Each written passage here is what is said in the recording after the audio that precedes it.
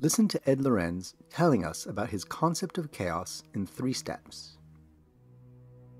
If a single flap of a butterfly's wings can be instrumental in causing a tornado, so also can all of the previous and subsequent flaps of its wings, as can the flaps of the wings of millions of other butterflies, not to mention the activities of innumerable, much more powerful creatures, including our own species.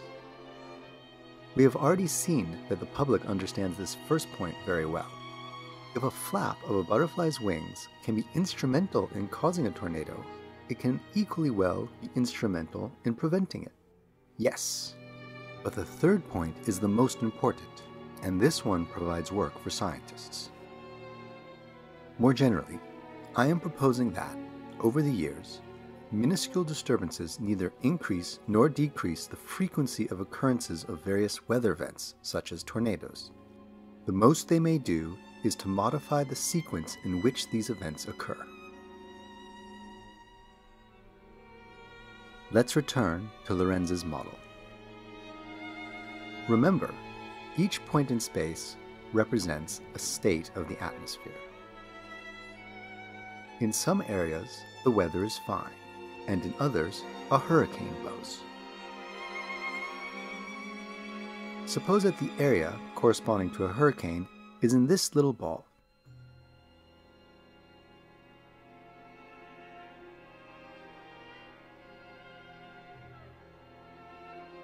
Let's take an initial climate condition and let's observe the trajectory that results. Occasionally, a hurricane occurs. That is, when the trajectory enters the ball. Let's measure the proportion of the time between 0 and t when a hurricane rages. It seems difficult to guess at which specific moments the trajectory enters the ball.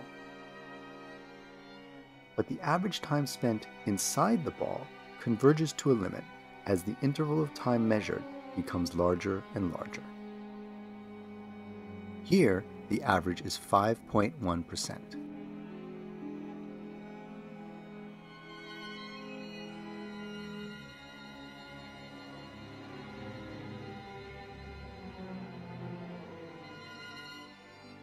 Now we take a different initial condition and do the same calculation.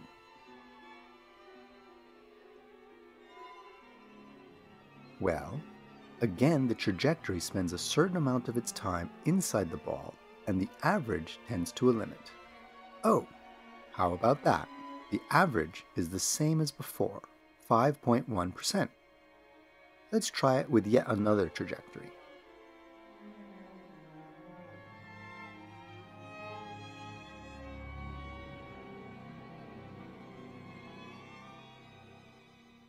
It works. We obtained the same limit, and yet the trajectories are very different. They are sensitive to initial conditions, to the flaps of the wings of the butterfly. We add another ball, pink maybe, and a third one, green, perhaps corresponding to heat waves or to snow. As a trajectory unfolds, it crosses the balls in a certain order. To see what happens, let's watch 3 trajectories, each starting from a different initial condition.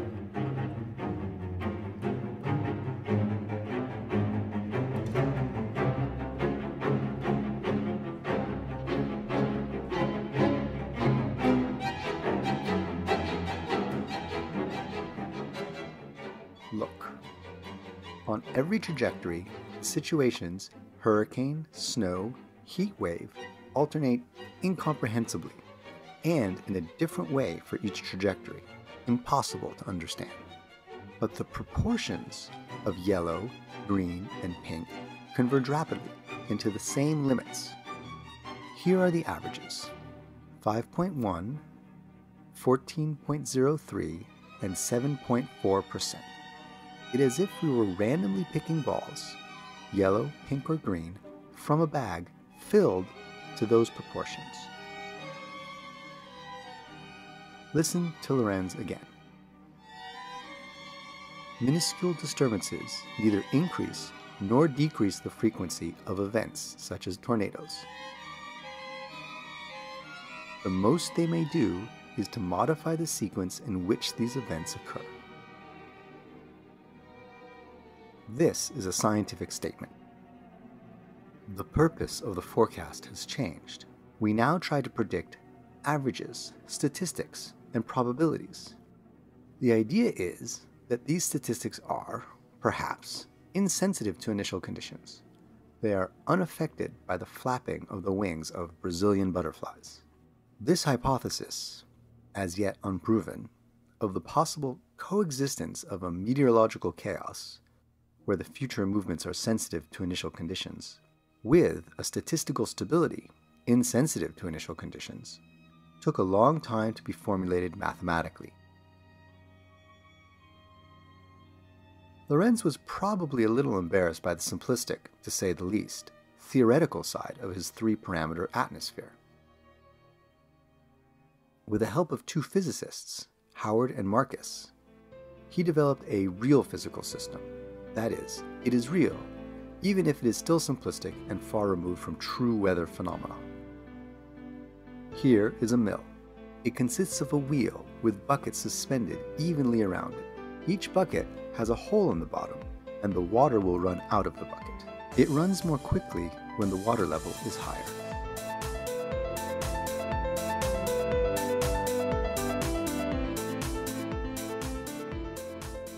We open a valve at the top and watch how the mill moves.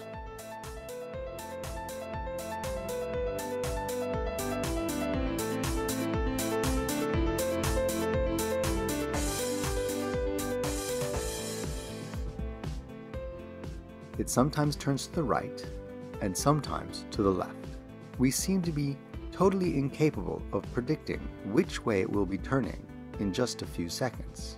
The movement seems totally erratic, unpredictable, chaotic.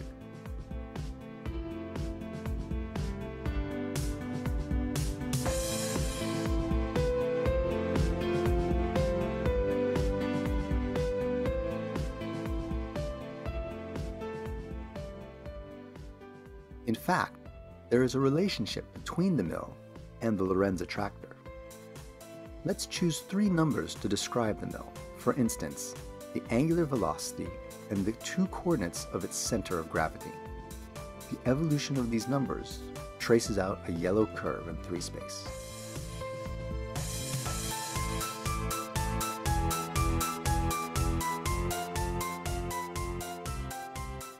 Is it not incredible? Our mill moves like a butterfly.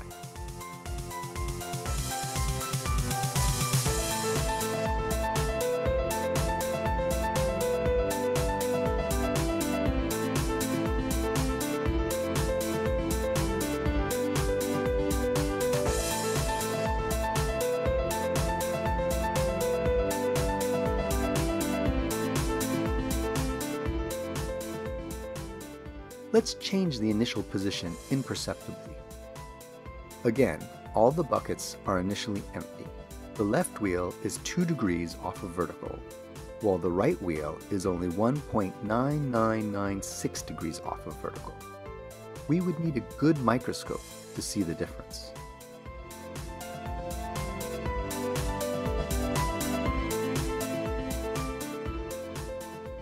Yes, there is clearly a sensitive dependence on initial conditions. After a while, the two mills have completely different behaviors.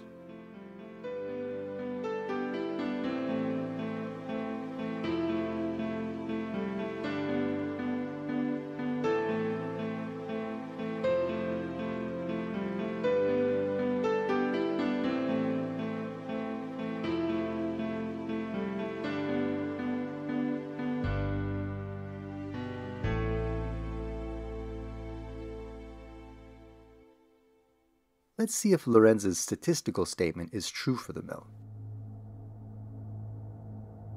Our two mills take off from almost the same position. Let's measure their speed. For example, 25 times per second for 5,000 seconds, so 125,000 observations in total.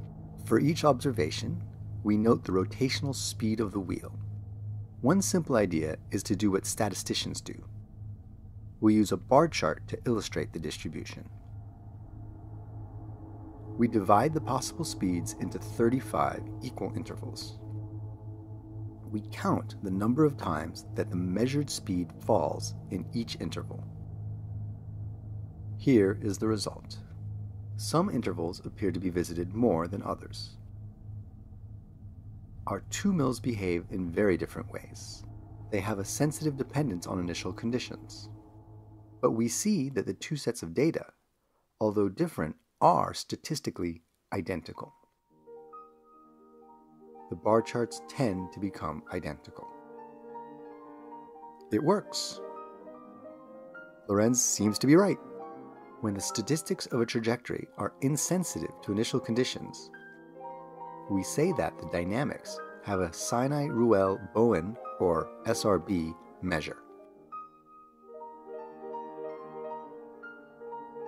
The goal of a forecaster is then to determine these statistics. For example, let's observe the evolution of the temperature over time, the temperature being one of the coordinates in Lorenz's equation. We draw another bar chart, as we did with the mill. For each temperature range, we note the proportion of observations that fall within this range.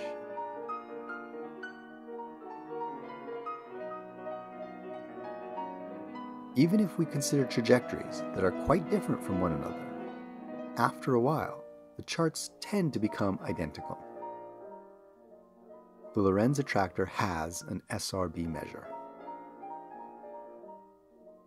It is as if the temperature was changing at random, but with very specific probabilities. But there is a lot left to do mathematically and physically. We must find these probabilities and these distributions in order to be able to say something useful.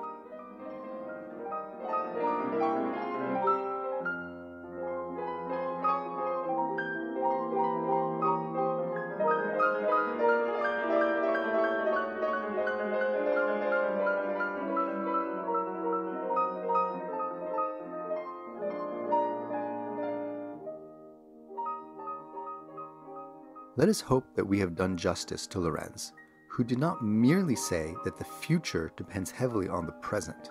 Many people before him said that. He also, and more importantly, contributed the following idea. By refocusing on statistical issues, science can still make predictions.